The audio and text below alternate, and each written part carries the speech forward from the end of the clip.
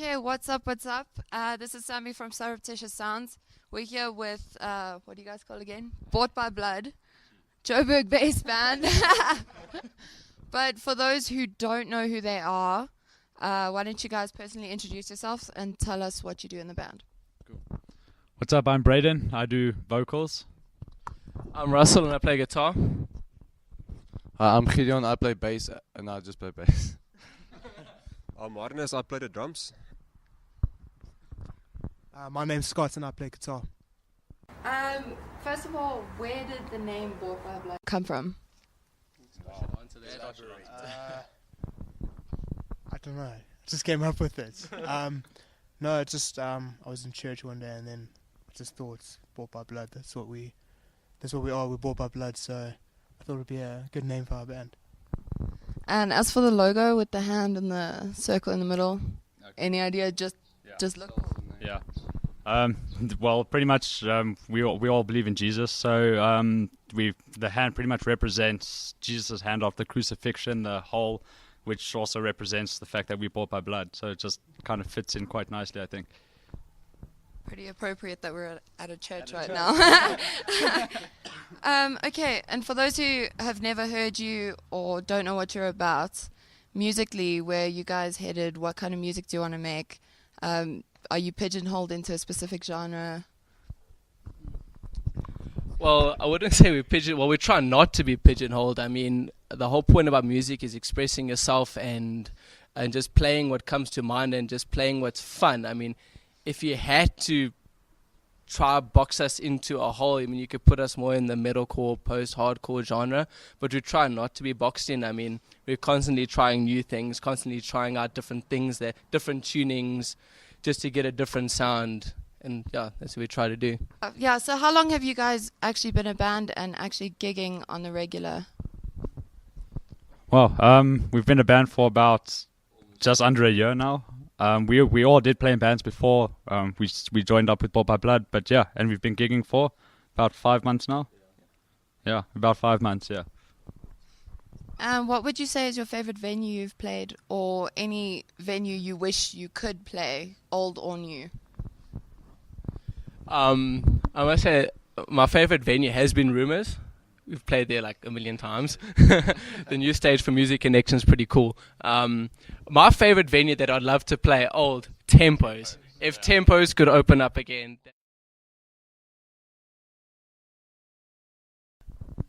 I think that, it might not be the same, but I mean, in terms of space, in terms of size, there's not many venues that could actually accommodate big fests. And back in the day, 2008, 2009, Tempos was the place where if a band got to play Tempos, you were guaranteed a huge crowd, you were guaranteed a cool crowd, and it was just the place to play back in the day. And I just think the openness, the 3 stages, it just made the South Africa scene look so much more professional. Because 3 stages, good sound, it was just great. Just in terms of the shows you have played, what would you say is your favorite show so far? I think that's an easy one. I think it would be Break the Silence. Most definitely. The support was the support was awesome. So yeah, no, it was a great show. Of the local Joburg scene specifically, what other bands do you enjoy watching or gigging with that you've seen? That's also an easy one. Yeah, it's easy. I mean, we love jamming with 40 Day Journey and Story of a Stranger. Those 2 bands really, the bands that they are, just and the friends that they are to us, the support we get from them. We always rock up early, if we aren't later than them, we always come up early to support them. So they make the fun music, man. There's many other bands, don't get me wrong, like we love the bands in the scene. I mean, bands have really stepped up their game in general. But friends wise and like the people we connect with, that's just the 2 I want to name. 100%. Truth and its burden, guys. Yeah. Truth and its burden. Hey. Choking Heartbeats. Yeah, even Gallows facing. Gallows, I mean, Face and the Gallows were like, I think, instrumental in getting the scene started. I mean, they, from what I remember, back in 2006, like going to Bell's Fest, Sundowners, watching them, I was like, what? There's this metalcore in South Africa? What? I was going crazy. And I mean, for me, as a little scene boy back then when I was still in school, I mean, that was like the coolest. That got me like, I want to make a band. Like, that was like, in my honest opinion, that's what drove me to start a band. Yeah, see, I was never allowed to go to those events. So I only know what I see now. So you guys have a lot of written material for your live shows. Any plans to record? I know you've recorded the Voice of the Martyrs, but any plans to record an EP or album? Well, we're busy recording another single called A Dying Faith. It's halfway done. I can safely say halfway done. It's just a single. We're busy raising funds, and we want to do a 3 to 5 track EP pretty soon, like the 5-track thing. Like the plans are to do it by. We want to start in January. We just need to just carry on gigging, getting some funds together, and then hit it. Any ideas where you're going to record or who you're going to record with? And that's a toughie. There's a couple of good studios we've taken a look at. We've taken a look at Watts Productions. They looking very good. Sonic Scalpel as well. So yeah, we'll just have to see. Red Room. Yeah, Red. Yeah. Door. There's Red Room. No, Red Door's the club in Pietermaritzburg. Yeah, Red Room. So I guess it just comes down to who we can afford. The Martyrs, you guys just released your music video. But tell me more about the charity work you guys did when you went down and filmed that.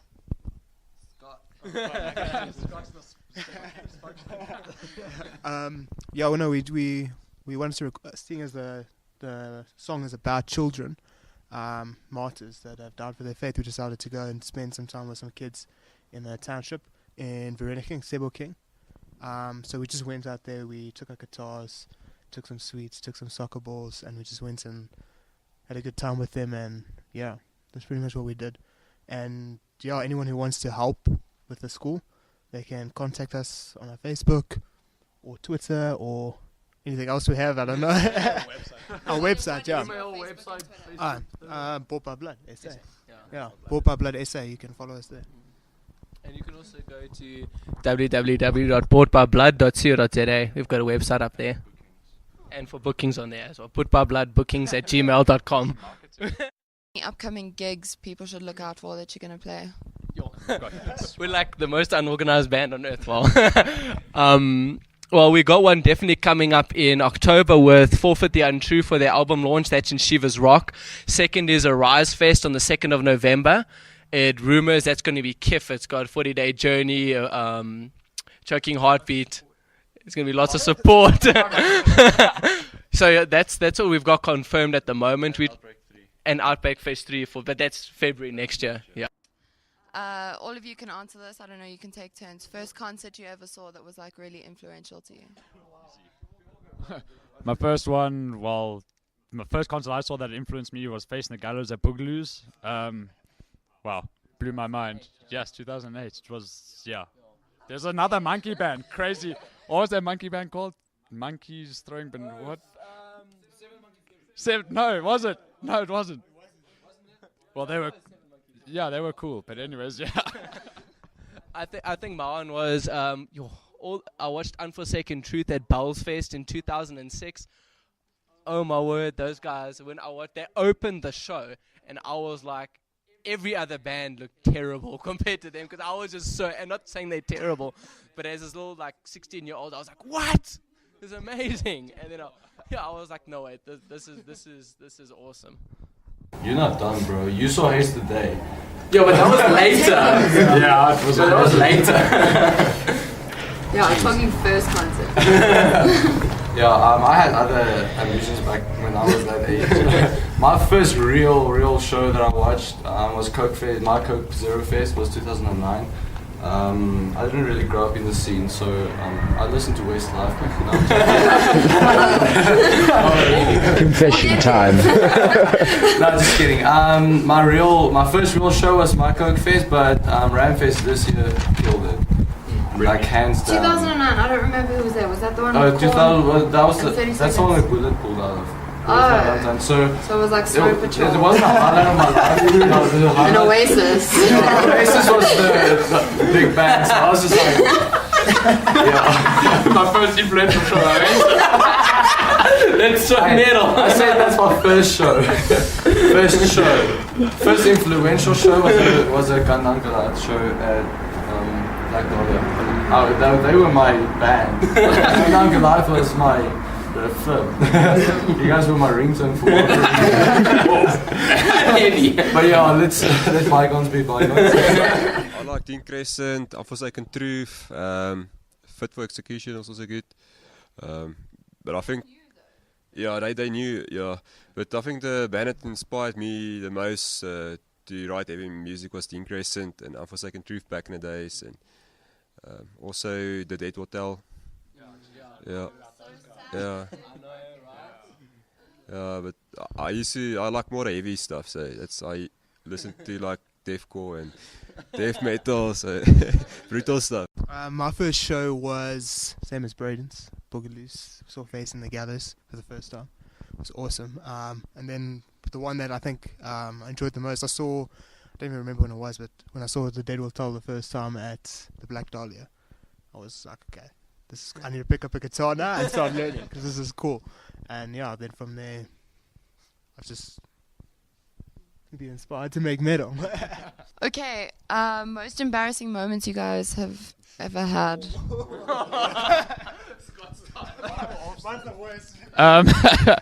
Wow. Well, can I say the entire Gun Down Goliath? No, I'm kidding. I did it for anyone who remembers Gun Down. We used to try and be pretty fancy on stage, so it's pretty embarrassing to try the somersault and land on my back. Yeah, nothing's worse than that.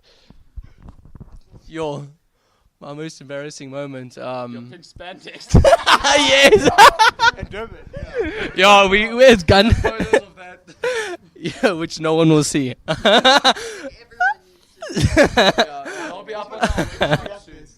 I think that definitely was my most embarrassing moment. We went on a Durban tour, and you go on tour, you're representing your band, you're trying to get your name out there, and we played at a place called the Willow Vale Hotel, which was quite a dodgy. Yes. I'm pretty sure it was a brothel. I'm pretty sure. And I decided.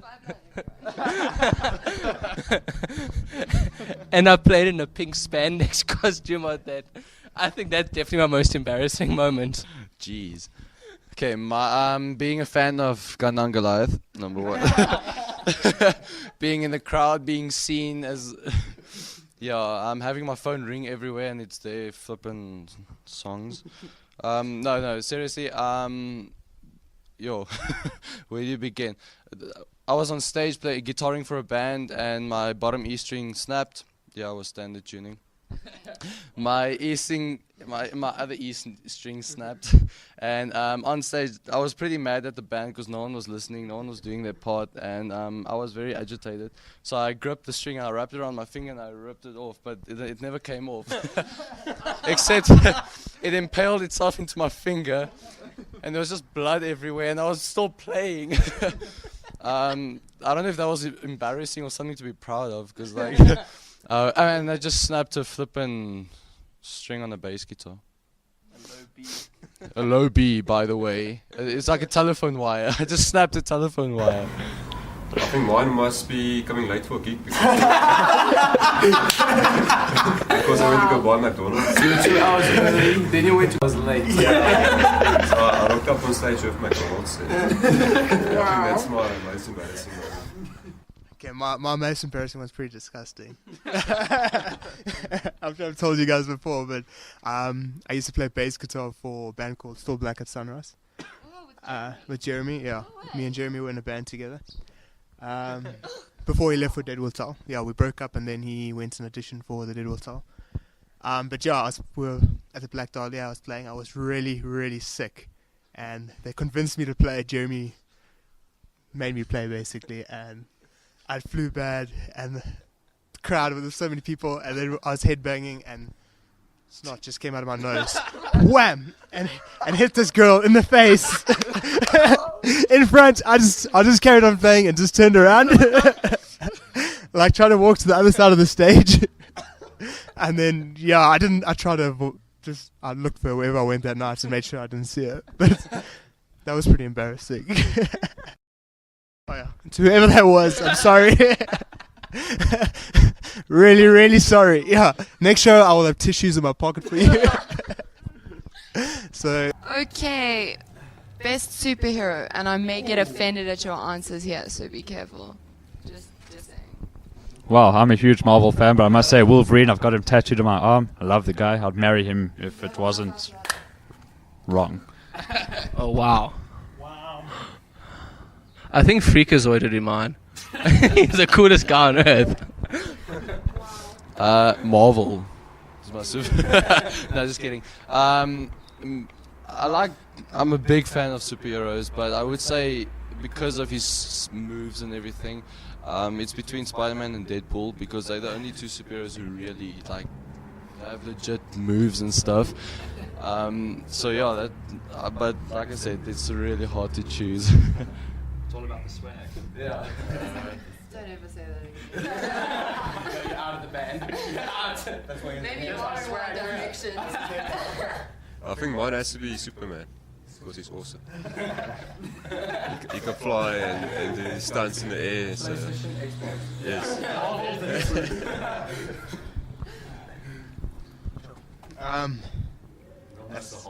Dude. It's the Hulk. He's just cool and he breaks stuff all the time. It's just pretty cool. But yeah, the Hulk and then Batman is just pretty cool. I love Batman. Yeah, I'm impressed. Batman and Wolverine were so. Favorite tattoos? It's actually not easy. My favorite one's on my ribs. It's a portrait of Carnage and Venom fighting. So that's pretty cool. My tattoo is actually superhero based. So yeah, that's my favorite. I've actually got two that I still can't really decide. One on my ribs, I've got Jesus on the cross. It says "It is finished." And then my second favorite would be my clock over here. This I got after my first year wedding anniversary with my wife's wedding date. Over here, clock is my first year modern anniversary present, and also put it without any arms to sell at time, because love is timeless and marriage is forever. So.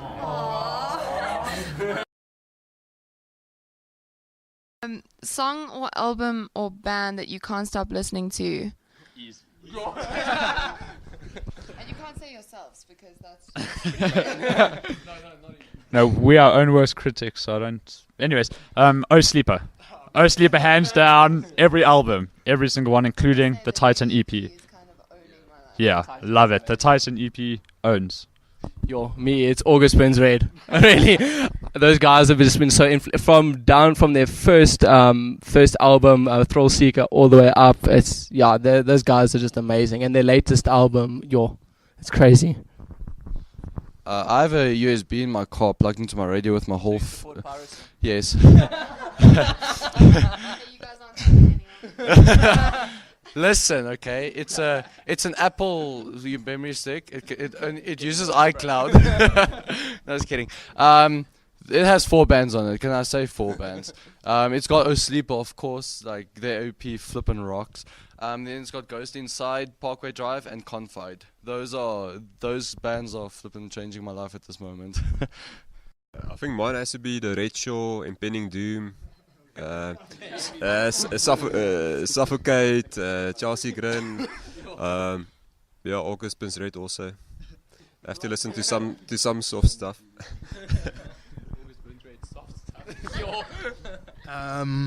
Mine's probably a Sleeper as well. That's all I listen to. But if I had to choose different, Parkway Drive just kills it every time, man. Yeah, please come to Ramfest. Is there any kind of catchphrase you guys have, or overused jokes that you have, inside jokes in the band? Russell's tagline is "My life just changed." Flip. Yeah, I don't know.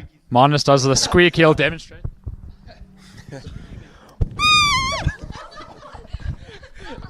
if he wants to get on my nerves at band practice, he does that. And guys,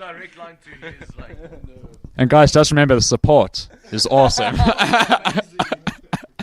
So yeah, that's also a little personal joke. Yeah, you guys will see it eventually when it gets released. He can get so amped about something, and Scott will just be like, "It's okay." It takes a lot to express. When he gets super amped, he goes, "It's cool." So he's kind of an undercover hipster, and Yeah. just a little bit. You look more like a hipster though. Judgment.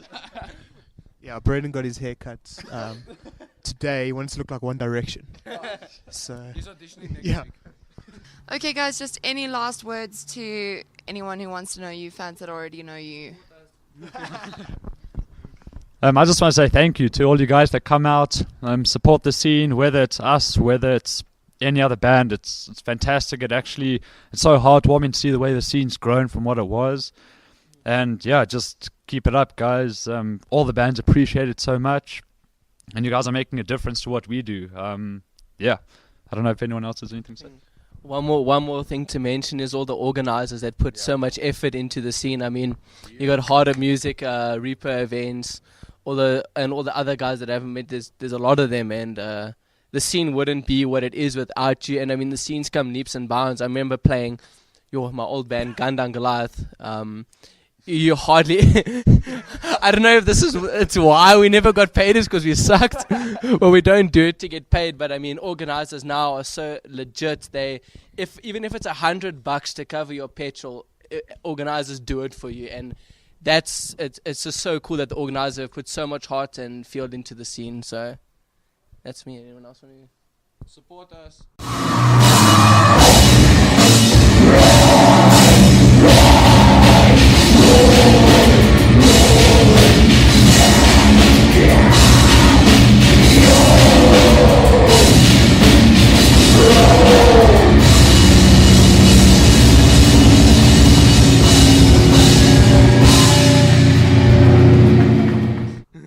For more from Bought by Blood, make sure to check them out on Facebook or follow them on Twitter. Links will be in the description box below.